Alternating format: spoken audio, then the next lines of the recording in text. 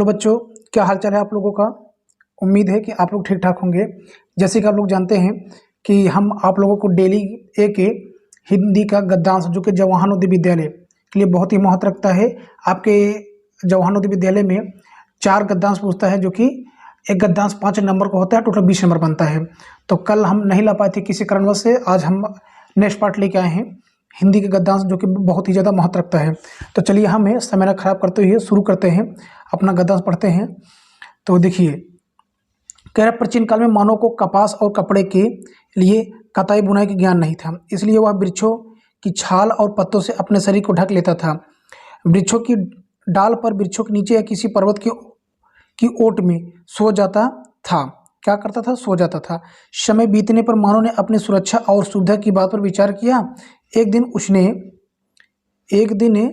उसने अचानक 2 पत्थरों के टकराने से आग की चिंगारी निकलते देखी। धीरे धीरे आग का उपयोग वह जान गया। तब से वह मांस को भूनकर खाने लगा। धीरे धीरे पत्थर के स्थान पर कांस्य और लोहे का हथियार बनाने लगे, इसलिए इस युग को कांस्य युग कहते हैं।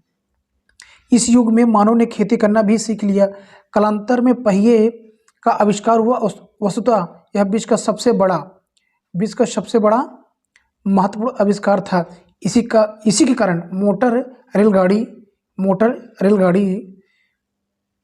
वायुयान तथा अनेक प्रकार की मशीनों का उपयोग शुरू हुआ।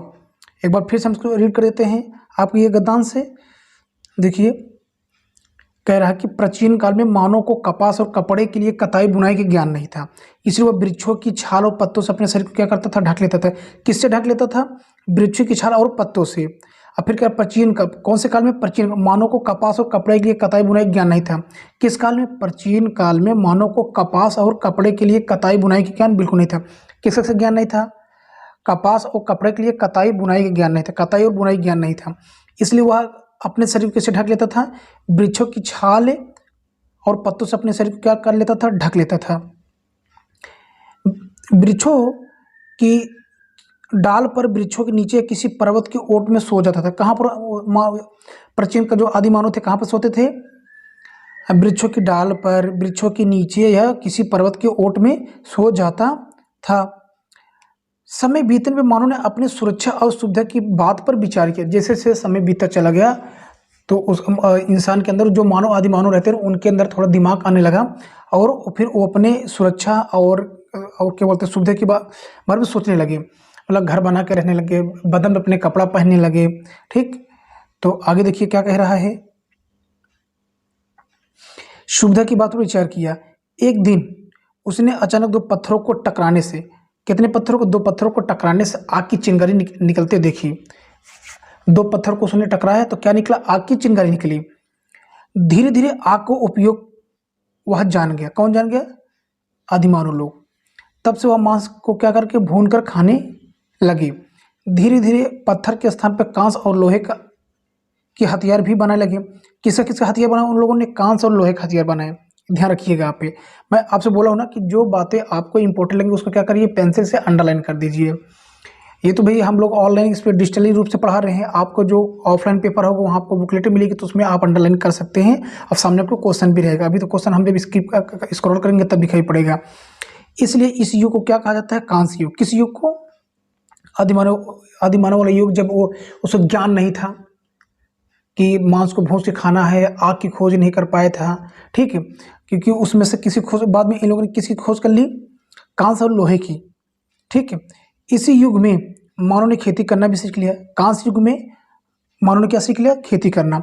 कालांतर में पहिए का आविष्कार, मतलब उसी वर्तमान समय में ही क्या होगा, इन लोगों ने बाद में जाकर किस की खोज कर ली? इन लोगों ने पहिए की खोज कर लिया।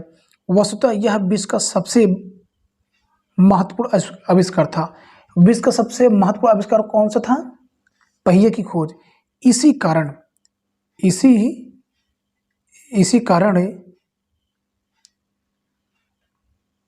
कारण मोटर रेलगाड़ी, वायुयान तथा अनेक प्रकार की मशीनों का उपयोग शुरू हुआ।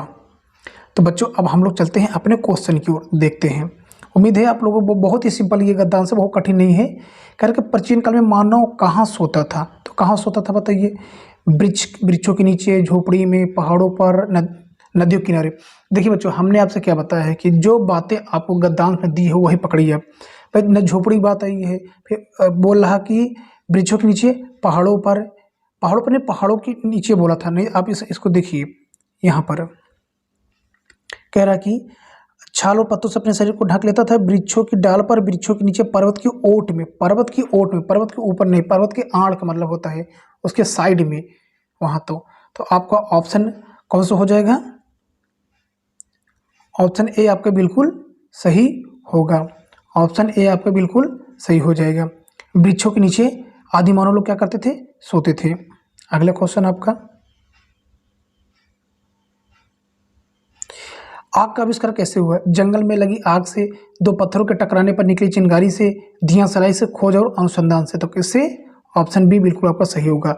दो पत्थरों के टकराने पर चिंगारी निकली, चिंगारी से। अगला क्वेश्चन चलते हैं हम लोग। देखिए, कांसे की हथियार बनाने से पाषाण युग समाप्त हो गया। कांसे की हथियार बनाने से पाषाण युग समाप्त हो गया। और तब से किस युग का सूत्रपात हुआ? किस युग का होगा बताइए आप लोग? लौह युग का, पाषाण युगांत का, कांस्य युग का, आधुनिक का। तो किस युग का हुआ? कांस्य युग का। अभी हम इसको पढ़े थे, नहीं तो आप फिर से देख सकते हैं, दिखा दे रहे हैं आपको हम। देखिए, कौन सी कहते हैं? कह रहे कि धीरे धीरे पत्थर के स्थान पर कांस्य और लोहे का हथियार बनने लगे, इसलिए इस युग को क्या कहा गया? कांस्य युग कहा गया। क्या कहा गया? कांस्य युग। तो आपका ऑप्शन कौन सा हो जाएगा? सी बिल्कुल सही होगा। सी आपका ऑप्शन बिल्कुल सही होगा। चलिए चौथे क्वेश्चन की ओर।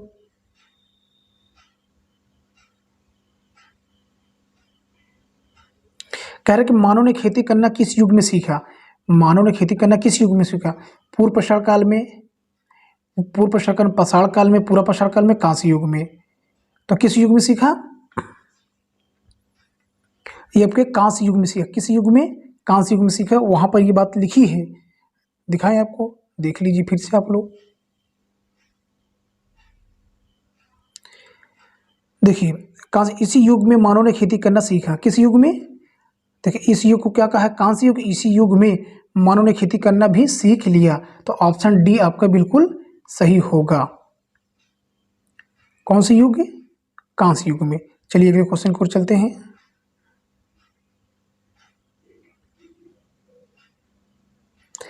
पहिए के आविष्कार से सबसे बड़ा लाभ क्या हुआ? पहिए के आविष्कार से सबसे बड़ा लाभ क्या हुआ, ये आपसे पूछ रहा है। आधुनिक मशीनों, परिवहन के साधन बने, बच्चों के खिलौने बने, हल बना, हथगोला बना। तो अगर आप गौर करिए, जब पहिए का आविष्कार हो गया तो हमें क्या क्या फायदा मिल सकता है? देखिए, ध्यान दीजिए। बच्चों के खिलौने ऐसी कोई बात नहीं हुई थी वहाँ गद्यांश में। हल बना ऐसी कोई बात नहीं है। हथगोला बना ऐसा कुछ नहीं। आधुनिक मशीनें और परिवहन के साधन बने। ऑप्शन ए आपके बिल्कुल सही होगा। देखिए, वायुयान तथा अनेक प्रकार की मशीनों को उपयोग शुरू हो गया। किसके किसके कारण शुरू हो गया?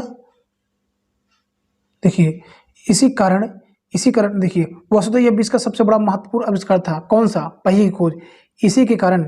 इसी कारण मोटर, रेलगाड़ी, वायुयान तथा अन्य प्रकार की मशीनों का उपयोग शुरू हो गया। तो आपका ऑप्शन ए बिल्कुल सही होगा। तो इस प्रकार से आपका हमने आज एक गद्यांश फिर से कंप्लीट करा दिए। आप इस वीडियो को देखिए, हमारी बातों को सुनिए, समझिए और ज़्यादा से ज़्यादा आप लोग को प्रैक्टिस करिए। ठीक बच्चों, तो उम्मीद करते हैं हमारा ये प्रयास आप लोगों को अच्छा लगा होगा। प्लीज़ अगर आप नए हैं चैनल पे तो प्लीज़ हमारे चैनल को सब्सक्राइब करिए और ज़्यादा से ज़्यादा इस वीडियो को शेयर करिए और वीडियो पसंद है प्लीज़ लाइक करिए। Thank you.